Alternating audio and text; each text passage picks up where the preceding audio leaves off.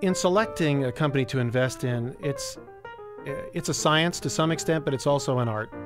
And obviously, different people who invest successfully, if you read their books or talk to them, they will tell you that some very much emphasize management.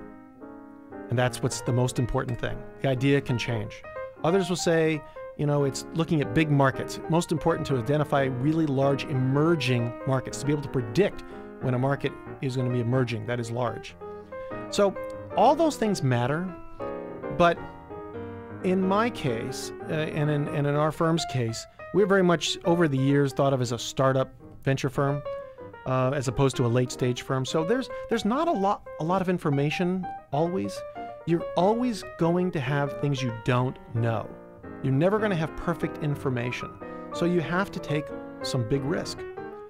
Taking big risk, though, doesn't mean necessarily to just, wildly or randomly invest. We have to look at the people. Is there something special about the founder?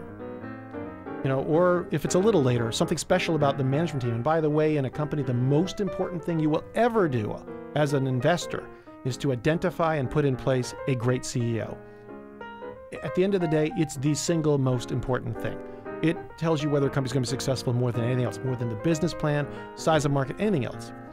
But also identifying size of market is very, very important. I like to say, I would rather go for a big opportunity, fish in a big stream. I told my kids this when they were selecting companies to go to work for post-graduation.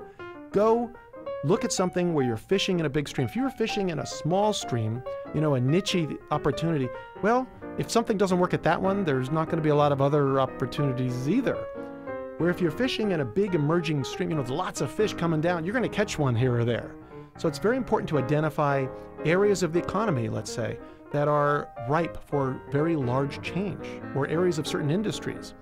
And if you can do that, put the right people in place and hopefully have the right business plan and get the right capital, have the right capital plan and all those other things, I think you can be successful.